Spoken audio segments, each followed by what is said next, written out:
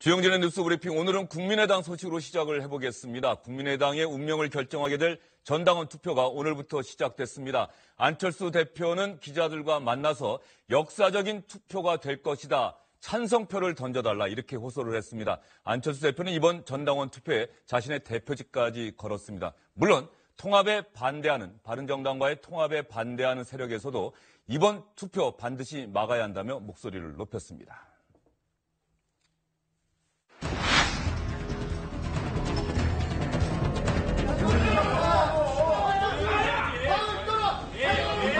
예산의 민생, 변화, 미래를 담기 위해서 여기 계신 의원 한 분 한 분 정말 최선 다하셨습니다.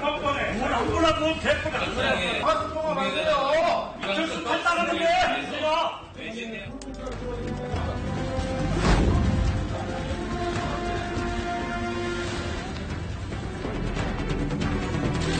영혼과 양심까지. 너 내가 맞아서 당하니?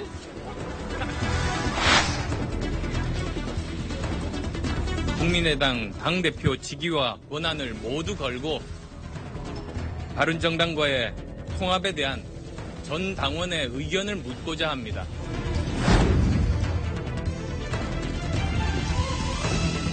의총 소집해놓고 기자회견은 행태가 뭐야, 그게? 어디서 배운 정치야? 아니, 의원총회 장에조차 나와서 설명을 못하는 대표라면 기본적으로 대표 자격이 없는 사람입니다. 이런 직업한 경우가 어디가 있어? 이거 와요, 그거 좋아. 대성희 의원님, 말씀 좀 하겠습니다. 똑바로 해! 송기석 의원님, 조용하세요. 아, 끌고라도 와야지!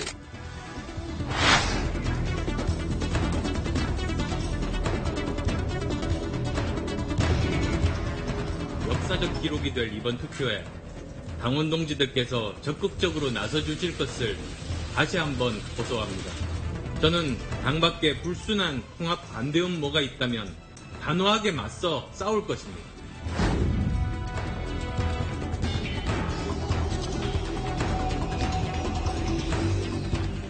과연 안철수 대표는 재신임에 성공하고 바른정당과의 통합을 성사시킬 수 있을까요? 이상일 전 국회의원, 윤태권 더모아 정치분석실장, SBS 보도국 정치부의 최재형 기자와 이야기 나눠보도록 하겠습니다. 어서 오십시오. 먼저 최재형 기자, 네. 국민의당 전당원 투표가 오늘 하루 실시되는 겁니까? 며칠 동안 실시되는 겁니까? 네, 총 나흘간. 나흘이요? 네, 그러니까 30일까지죠. 그러니까 이제 이틀씩 나눠서 생각해 보시면 되는데요. 오늘부터 내일까지 이틀 동안에는 이제 중앙선거관리위원회에서 주관하는 이 K보팅이라는 시스템을 통해서 온라인 투표를 하는 겁니다. 누구나 다 할 수 있는 겁니까? 당원만 하는 건가요? 그것도? 당원만 할 수 예. 있는 겁니다. 그러니까 당원들이 온라인 시스템에 본인이 접속을 해서 이제 투표를 진행하게 되는 거죠. 그리고 이제 이틀 동안 이 투표를 진행하지 않은 당원들도 또 있지 않겠습니까? 그럼 그 당원들에게는 나머지 이틀 동안에는 전화로 투표를 이제 진행을 하게 됩니다. LS를 통해서요. 그러니까 온라인 투표와는 다르게 이제 당원들에게 직접 전화를 하는 겁니다. 전화를 해서 이제 이 안철수 대표의 재신임과 이제 바른정당과의 통합 문제에 대해서 찬성하냐, 반대하냐, 이런 의견을 묻고요. 그다음에 이제 가장 궁금한 게 언제쯤 발표가 나오느냐일 텐데요. 올해 마지막 날입니다. 31일입니다. 31일 날 이제 발표를 할 것으로 예상이 되는데 31일 날 오전 9시 정도에 아마 국민의당에는 이제 그 투표 결과가 모이게 됩니다. 예. 모이게 되면은 분석하는데 시간이 그렇게 오래 걸리지는 것 같지는 않습니다. 1시간 정도면은 이제 결과가 나올 것 같고요. 그래서 이러면 10시, 늦어도 오전 중에는 투표 결과가 국민들에게 공표가 될 그럴 예정입니다. 이번 주 일요일 올해 마지막 날 국민의당 전당원 투표 결과가 발표가 된다. 안철수 대표의 정치적 운명도 그때쯤은 결정될 것 같은데. 네. 윤태권 실장은 어떠세요? 먼저 안철수 대표의 정치적 승부수가 통할 거라고 보십니까? 글쎄요, 이게 찬반 투표의 성격이지 않습니까? 이런 투표 같은 경우에는 대체적으로 찬성표가 높게 나오는 편입니다. 반대를 하는 분들은 굳이 반대를 하지 않고 기권을 하거나 이런 경우들이 많은데, 근데 문제는 이제 반대파에서 오늘 이 가처분 신청을 냈는데 기각됐지 않습니까? 투표가 진행이 돼 있죠. 여기 이제 한 가지 쟁점이 투표율이 33%가 아니면 무효다, 유효다. 찬성파에서는 그런 거 없다, 유효하다라고 하는데, 만약에 투표율이 아주 낮을 경우에는 타격을 받지 않겠습니까? 예컨대 7%, 8% 투표율이 이렇게 나와버리면 타격을 받고 어느 정도 수준은 나와줘야지 이게 좀 힘을 받을 텐데 그 어느 정도 수준이라는 게 어느 정도일지는 애매하죠. 안철수 대표 그런 말을 한 적이 있었어요. 33%론에 대해서 비판을 하면서 내가 당대표 될 때 투표율이 24%였고 박지원 전 대표가 대표될 때 20%였다. 그게 유효하지 않았냐 이렇게 이야기를 했거든요. 그럼 거기서 맞춰본다면은 한 그 정도 수준, 뭐 10% 후반 내지 20%를 넘어가야지 이게 힘이 붙을 수 있을 거다. 그렇게 볼 수 있겠습니다. 오히려 통합 반대파에서 주장하는 33% 정도가 나온다고 한다면 상당히 그럼 또 강한 힘을 뭐, 받을 수 있다 오히려. 예. 이상일 의원님 생각은 어떠세요? 이번 투표가 말이죠. 이름이 찬반 투표라는 이야기도 있고 동시에 재심 투표라고도 해요. 성격은 일단 찬반 투표가 더 맞는 것 아닙니까? 그렇습니다. 안철수 대표가 내세운 건 사실상 통합에 대한 찬반을 묻는 건데 그 형식은 또 재신임과 결부를 시켜놨기 때문에 재신임 투표이기도 한데요. 중요한 것은 역시 투표율이라고 생각합니다. 왜냐하면 지금 투표한 분들의 뚜껑을 열어보면 결국은 찬성이 많이 나올 겁니다. 왜냐하면 반대하는 분들은 투표 보이콧을 하고 있으니까. 그런데 투표율이 얼마나 나오느냐. 정말 지난 8월에 전당대회 때 안철수 대표가 대표로 선출될 때 24.3%. 그거를 그 정도 선은 나와줘야 안 대표도 통합으로 계속 밀고 갈 추진력이 생길 텐데 투표율이 그거에 많이 못 미친다면 이 통합의 정당성은 상당히 훼손될 것 같아요. 그런데 법원이 오늘 가처분 신청을 기각하면서 그 3분의 1 요건도 사실상 사라진 겁니다. 가처분 신청을 낸 통합 반대파는 3분의 1에 미달하면 개표와 공표를 하지 못하게 해달라는 것까지 가처분 신청에 넣었는데 이게 기각이 됐기 때문에 3분의 1에 미달하더라도 투표의 유효성은 인정이 되는데 투표율이 20%에 못 미칠 경우는 안철수 대표가 이 당원의 모든 당원의 뜻이라고 밀어붙이기는 좀 어려운데 12시 현재 지금 K보팅으로 중앙선관위 온라인 투표로 7.6%의 투표율을 보였기 때문에 제법 높은 편입니다. 그런데 그거는 투표 통합을 찬성하는 쪽에서 적극적으로 일단 투표를 하기 때문인데 앞으로 시간이 나올 동안 진행되면서 투표를 어느 정도 올리냐에 이 상당히 안 대표의 정치적 운명이 결부된다고 봅니다. 그래서 통합에, 바른정당과의 통합에 반대하는 국민의당 내부에서는 일단 이 투표를 거부해야 한다. 그래서 투표를 무산시켜야 한다. 뭐 이런 움직임을 보이고 있습니다. 그러다 보니까 어제 기자회견을 하고 투표에 반대하는 이유도 밝혔는데요. 장정숙 국민의당 의원, 유성혁 국민의당 의원이 했던 이야기 여러분께 들려드리겠습니다. 이 기자회견 하는 동안에 박지원, 정동영, 천정배 대표급 정치인들이 옆에서 나란히 팻말을 들고 서 있었습니다. 나쁜 투표는 중단해야 한다. 이런 팻말을 들고 서 있었습니다. 보수 적폐야 나쁜 투표 거부하자. 거부하자. 나쁜 투표를 거부해서 국민의당을 지키고 보수 적폐 야합 분쇄하자. 우리는 당을 보수 적폐로 끌고 가려는 안철수 대표를 규탄한다. 국민의당을 사당화한 안철수 대표는 대표로서도 당원으로서도 자격을 잃었다.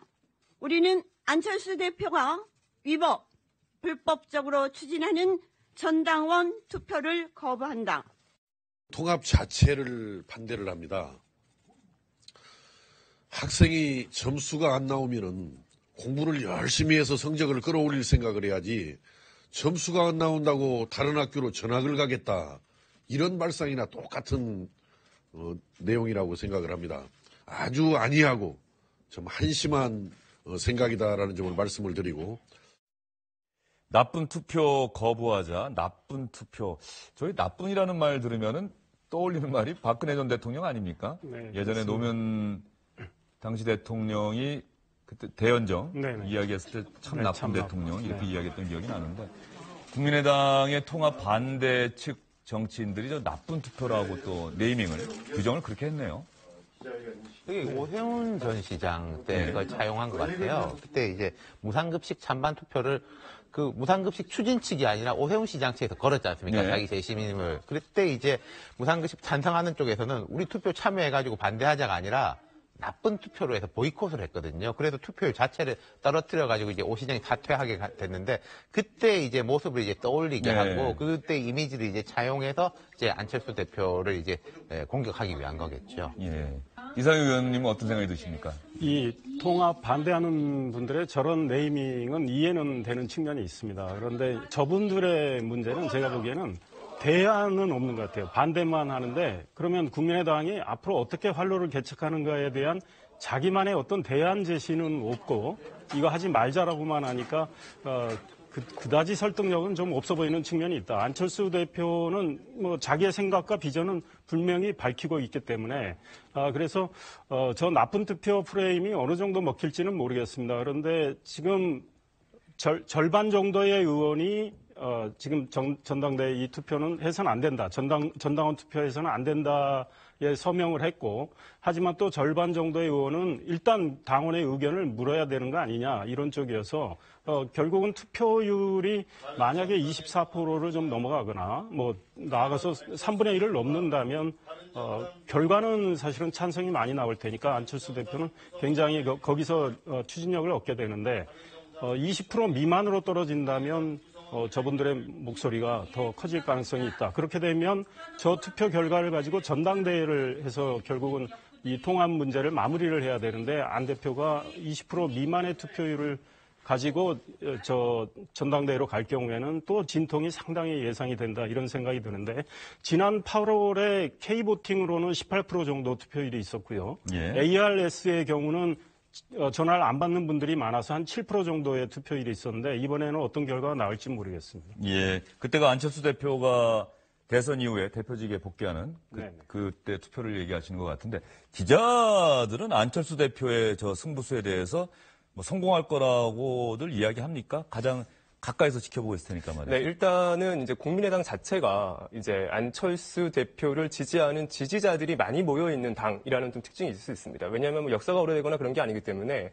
오랜 전통을 가지고 오랫동안 뭐 당원들이 이렇게 그 당을 보고 왔다기보다는 안철수라는 인물을 중심으로 해서 모이는 흔히 말해서 안철수 지지자들이 많이 모여 있는 당이기 때문에 그래서 아마 이 당원 투표를 하게 되면은 분명히 뭐 찬성표가 많이 나올 거다. 그리고 이제 안철수 대표가 이제 당 내의 문제를 당 내에서 이렇게 해결하지 못하고 어떻게 보면은 좀 본인에게 좀 자신 있는 부분이죠. 이렇게 나의 지지자들이 많이 있는 당원 투표를 통해서 좀 돌파구를 찾고자 하는 그런 전략이었잖아요. 그렇기 때문에 저희 기자들 사이에서는 안철수 대표의 이런 승부수에 대해서는 본인이 자신 있는 분야에 대해 승부수를 걸었다. 그래서 아마 찬성표가 훨씬 많이 나오지 않을까 이렇게 얘기들은 많이 하고 있습니다. 이길 곳에 승부를 걸었다. 네. 뭐 그런 얘기신 것 같은데요. 오늘 아침 국민의당 최고위원 회의에서도 통합 찬성과 반대 양측 진영의 기싸움, 신경전이 치열했습니다.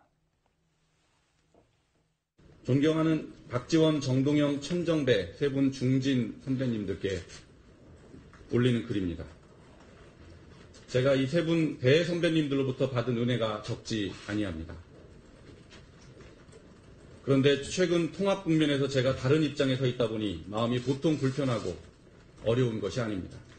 세 분 호남 중진 대 선배님들께서 합리적 진보의 한 날개를 맡아주시고 바른정당이 개혁적 보수의 다른 쪽 날개를 맡아준다면 통합당은 우리 정치에서 유일한 양 날개를 가진 정당으로 훨훨 날아갈 수 있을 것입니다.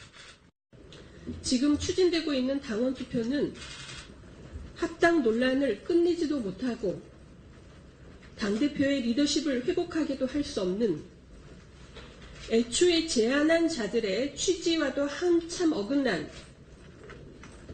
무의미하고 불필요한 절차로서 당대표가 2년 전 이야기했듯 당대표 재신임 투표는 결과에 상관없이 당을 분열시킬 뿐입니다. 국민의당은 우리 스스로 자강해야 합니다. 찬반 양론이 맞서고 있는 가운데 안철수 대표는 오늘 오후에 바른정당 원외위원장들이 초청한 자리에 참석을 해서 통합에 대한 생각을 밝힌다고 합니다. 이미 안철수 대표는 통합 행보를 보이고 있는데요. 윤태곤 실장, 안보 정책 말이죠. 경제 분야에서는 두 정당이 그 공통 분모를 찾기가 쉬운데 안보 문제에서 유승민, 안철수 두 대표가 공통점을 찾기가 좀 어렵지 않습니까? 특히 대북 북한을 바라보는 시각도 그렇고요. 그게 지금은 별 문제가 없을 거예요. 지금 워낙에 이제 북한하고 사이가 뭐 안 좋기 때문인데 이게 만약에 조금 풀려가는 시점이 온다면 뭐 평창 올림픽 때 뭐 만약에 이제 북한이 참여를 하고 거기에 대해서 우리 뭐 한미 훈련을 이게 연기한 이런 이야기가 나오지 않습니까? 그때가 되면은 좀 문제가 불거질 가능성이 있겠죠. 하지만 이게 지방선거 전까지는 양측에서 다 그 문제를 가지고 갈등을 크게 일으키려고 하지는 않을 것 같아요. 이게 만약에 그 걱정은 통합이 잘 된다는 가정하에서 나올 수 있는 걱정이기 때문에 아마도 통합을 하는 분들은 지금은 그까지 걱정할 때가 아니다. 그런 생각을 하고 있지 않을까 싶습니다. 일단 당장은 통합이 워낙 급선무여서 다른 데 신경 쓸 여력은 없지만은 그 부분은 분명히 통합 그 절차에 본격적으로 착수하게 되면 가장 일단 초반부터 해결해야 될 현안 아닙니까? 그렇습니다. 그런데 안철수 대표의 경우에 지난해 대선 준비를 하는 과정에서는 이 사드 문제에 대해서 상당히 지금 민주당 쪽에 오히려 입장이 가까웠다가 북한이 계속 도발을 하는 과정에서 안철수 대표는 일찌감치 사드가 필요하다는 쪽으로 입장을 좀 선회를 했어요. 그러니까 유승민 대표하고 같은 생각을 보였습니다. 나머지 햇볕 정책에 대해서 약간의 미묘한 차이는 있다고 봅니다. 그런데 지금 통합에서 이게 큰 걸림돌은 안 된다고 생각을 합니다. 그리고 안철수 지금 대표도 북한 상황에 대해서는 굉장히 좀 보수적으로 판단하고 있는 것 같아요. 그래서 아주 강한 이 압박과 제재가 필요하다고 생각을 하기 때문에 이것이 결정적인 문제는 안 되는데 만약에 정말 국민의당에 계신 그 호남의 중진 의원들이 통합에 같이 통합 결과를 수용하고 안철수 대표하고 같은 행보를 보인다면 유승민 대표의 경우 그거를 문제 삼을 수는 있을 것 같아요. 그런데 지금 현실적으로는 그럴 가능성이 없어 보이고 일단은 두 핵심 대표들이 통합을 먼저 해서 당의 외연을 확장을 하고 이 개혁 중도 보수 세력으로서 어떤 새로운 자리매김을 해서 지방선거를 치르자.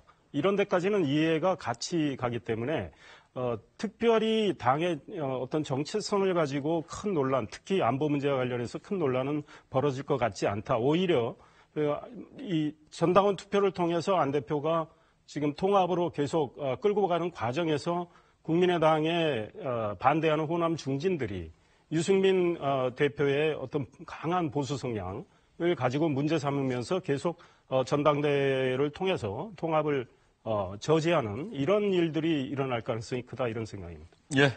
국민의당 일단 전당원 투표가 오늘 시작이 됐습니다. 당장 오늘 결론 나는 건 아니고요. 이번 주 일요일 올해의 마지막 날 투표 결과가 발표된다고 합니다. 그렇게 되면은 국민의당의 운명이 어떻게 될지 그때쯤이면 가늠을 해볼 수 있을 것 같고요.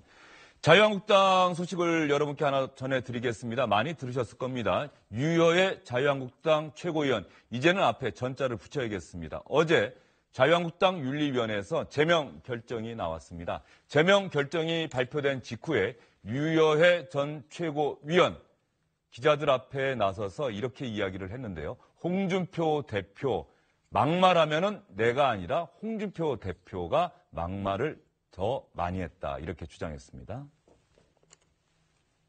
자유한국당은 죽었습니다. 싸울 만큼 싸웠고 할 수 있는 만큼 최선을 다했습니다. 눈물 한 방울이 나오지 않습니다. 제가 믿었던 정의는 자유한국당 안에는 없습니다. 적어도 홍준표 대표 체제 안에서는 자유한국당은 친홍체제가 박차를 가할 뿐입니다. 옆에 앉아 있으면 회의 들어가기 전에 많은 이야기를 했었죠. 말하지 마라. 너는 말하지 마라. 원래 여자는 가만히 있는 게 제일 이쁘다. 여자는 밤에 있을 때가 제일 좋다. 그러더니 아이고 이런 말 하면은 나중에 또 기사 될라. 아이고 나가서 또 떠들라. 조용히 해라 이랬었죠. 예, 유여해 전 최고위원이 저렇게 이야기를 했습니다. 여성 비하 발언 정말 많이 했다 이런 얘기 같은데요. 저거 어떻게 검증이 되는 내용입니까?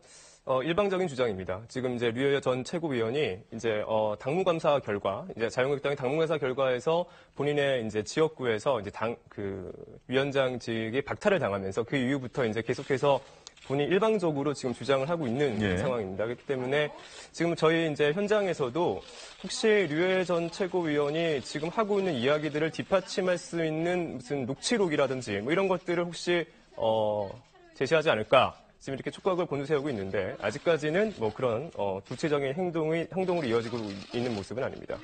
자유한국당의 지도부 회의가 있을 때 말이죠. 네. 최고위원들이나 정치인들, 국회의원들은 스마트폰 갖고 들어갈 수 있습니까? 네, 다 들고 들어옵니다. 그러면은 뭐 녹음 버튼 한번 누르면 충분히 그 녹음도 가능했을 것 같은데요. 네, 마음만 먹었다면 녹취 파일이나 이런 건 아직 제공하고 있지 않다 전혀 이거죠? 없습니다. 예. 전혀 없습니다. 지금 계속해서 그냥 기자들 있을 때 기자들 앞에서 이렇게 하루에 하나씩 이렇게 던집니다. 예. 네, 뭐 입에 담기가 좀 민망하긴 한데 뭐 다들 아마 아실 텐데 이제 홍준표 대표가 본인에게 했던 막말, 특히 본인 여성이기 때문에 여성 비하 발언 중심으로 해서 내가 이렇게 수치스러운 상황에 몰렸어도 최선을 다했다라는 그런 항변하기 위해서 기자들 앞에서 하나씩 이렇게 던지고 있는 그런 상황입니다. 류호여 최고위원의 경력, 이력 이거 보면서 말이죠. 과거에 어떤 활동을 했는지 의아해하는 분들이 좀 많은 것 같아요. 대법원 재판 연구관 이런 경력도 있고 그래서 변호사인 줄 알았더니 또 변호사는 아니고 말이죠. 네. 좀 파악된 게 있습니까? 지금 이제 독일에서 법학을 공부하고 와서요. 이제 대법원에서 이제 연구관으로서 일을 했다라는 것까지만 있고요. 그다음에 되게 조심스러운 얘기긴 합니다만 개인의 신상에 관련돼서 그러니까 저희도 이제 현장에서 류호여 전 최고위원을 이렇게 보지 않습니까? 특히 최근에 많이 봤었는데 이게 보면은 아니 과연 저분이 저렇게 공부를 많이 하신 분일까라고 조금 이제 기자들 사이에서는 이제 저희끼리 이렇게 얘기가 나올 정도로 과거 전력에 대해서도 좀 현장에서 약간 의구심을 품고 있는 부분도 조금 있긴 있습니다. 어쨌든 간에 류호여 최고위원은 지난 전당대회에서 최고위원 2위에 당선되지 않았습니까? 네, 그렇습니다. 자유한국당 당원들은 그렇게 선택을 한 건데 말이죠. 네, 그렇습니다. 그 전당대회까지 그러니까 짧은 기간에 본인의 인지도를 상당히 높였는데요. 제가 알기로는 올해 1월 초에 이 자유한국당이 임명진 비상대책위원장 체제가 들어섰지 않습니까? 그리고 홍준표 후보 선출될 때까지. 그때 저분이 류호여 전 최고위원이 윤리위원으로 들어온 걸로 알고 있습니다. 그러면서 그래서 태극기 집회도 굉장히 열심히 나갔고 그때부터 튀는 발언을 상당히 해서 짧은 기간 동안에 급속도로 인지도를 올렸고요. 또 전당대회 과정에서 좀 돌출 행동도 했고 그것들이 주요해서 최고위원 경선에서 2위를 했는데 사실 급속 성장한 셈이죠. 그런데 좀 이성적이고 합리적이다 이런 느낌은 못 줬습니다. 그리고 우리 많은 국민들이 저분의 말씀을 접하면서 여성 홍준표다 이런 말까지 했고요. 저분은 좀 억울하다고 주장할 수는 있을 것 같아요. 서초갑 위원장을 맡은 지 얼마 안 됐는데 당협위원장에 대한 정확한 과연 평가가 이루어졌느냐 당무감사에서. 그리고 정말 막말로 따지면 홍준표 대표도 나보다 더 많이 하지 않았느냐 이런 주장을 하고 있는데 사실 국민들한테 여론조사 한번 해보면 홍준표 대표가 더 막말을 했는지 류호여 전 최고가 더 막말을 했는지 어떻게 나올지 모르겠지만 이 말로 당의 위신을 추락시켰다. 그리고 허위사실로 해당 행위를 했다. 이 두 가지 명목으로 저분을 제명을 저렇게 빠른 처리 과정을 통해서 제명한 것이 과연 타당한가? 이거에 대해서는 저는 개인적으로 좀 문제 제기를 하고 싶어요. 왜냐하면 허위 사실이라는 거는 홍준표 대표가 자기가 류호여 전 최고위원이 맡고 있던 서초갑 위원장을 홍준표 대표 가까운 측근 의원을 앉히기 위해서 나를 잘랐다 이건데 그거를 정말 허위 사실이라고 단정을 해서 제명 정도에 할 그 상황이 되는 건지 사안이 되는 건지 그다음에 류호여 전 최고위원의 막말은 많이 했다고 저는 생각을 합니다. 품격을 떨어뜨린 당의 위신을 떨어뜨린 측면이 있는데 그것이 과연 거의 정치적 사형에 해당하는 제명까지 해야 되는 건지는 좀 제가 보기에는 문제가 있다고 생각하는데 이 문제에 대해서 저분의 소위 입장도 윤리에서 과연 제대로 듣고 처리를 했는지 본인은 그런 면에서 굉장히 억울하다고 주장하고 있는 거죠. 예, 이상일 의원께서는 유해의 전 최고위원에 대한 자유한국당의 제명 결정 조금은 일방적이지 않았나 이런 문제의식을 좀 나타내신 것 같고요. 어쨌든 간에 홍준표 대표 측에서는 유해의 전 최고위원에 대해서 강한 비판의 말들 역시 마찬가지로 쏟아내고 있습니다. 당장 홍준표 대표 여성 비하 발언했다는 유해의 전 최고위원의 주장에 대해서 이렇게 기자들에게 이야기를 했습니다. 나는 24년 정치활동하면서 성희롱 발언, 구설수에 오른 일이 없고 당으로부터 제명당한 사람이 하는 말을 언론이 보도하는 것 자체가 상당히 유감스럽다 이렇게 이야기를 했습니다. 그리고 송하영 자유한국당 부대변인의 이야기 한번 들어볼까요? 유여해 전 최고위원에 대해서 말이죠. 자유한국당 부대변인단의 규탄 성명이 나왔는데 소시오패스, 정신분열증이라는 단어까지 사용했네요. 류여해는 비이성적, 비정상적인 기행과 정신분열증적 해당 행위를 즉각 멈춰라. 그는 기이한 행동과 퍼포먼스가 대중들의 관심을 끌자 천지분간을 못한 채 소시오패스처럼 정신분열증적이고 정치 파탄적 기행을 일삼고 있다. 유여해 씨는 자신이 마시던 우물에 침을 뱉는 파렴치한 배신의 행위를 중단하고 지금이라도 320만 당원과 국민 앞에 석고 대제하기 바란다. 윤태호 실장, 어쨌든 간에 말이죠. 자유한국당 내부가 어수선하다, 정돈되지 않은 것 같다 이렇게 생각하시는 분들이 많지 않겠습니까? 거친 발언에 대한 비판을 하는 저 성명도 참 제가 듣기에 민망할 정도의 단어들이 돼 있는데 그런 생각이 들었어요. 이 정치인들이 정당도 그렇고 지지율을 끌어올리기는 정말 어려운데 끌어내리는 건 정말 쉽습니다. 그리고 이제 보도 좋은 말하고 정책 이야기하고 하면 보도되기 참 어려운데 막말하고 싸우면은 보도되기 참 쉽죠. 이런 게 좀 씁쓸한 느낌이 들고 그리고 이게 이렇게 되면은 유여해 전 최고위원이 이제 손해를 보는 것도 있겠지만 이분은 원래 정치적으로 가진 게 별로 없었기 때문에 그 자리로 돌아가면 되는데 홍준표 대표한테는 타격이 누적되는 거예요. 홍 대표가 이렇게 동급으로 보이는 게 있고 그리고 말의 특징이 보면은 나는 단 한 번도 뭘 안 했다 이런 말씀을 잘 하시는데 그 구설에 오른 게 제 기억에도 많고 최근에도 보면은 내가 경남도지사 시절에는 불이 한 번도 안 났다. 말이 안 되는 이야기지 않습니까? 네. 대형 인명사고가 없었다. 이 정도로 하면 말이 되는데 이 홍 대표도 같이 도매금으로 묶여 들어가고 있다는 것에 대해 가지고 좀 뼈저린 성찰이 필요합니다. 예, 알겠습니다. 세 분과의 말씀 이쯤에서 정리를 해보도록 하겠습니다. 오늘 수고 많으셨습니다.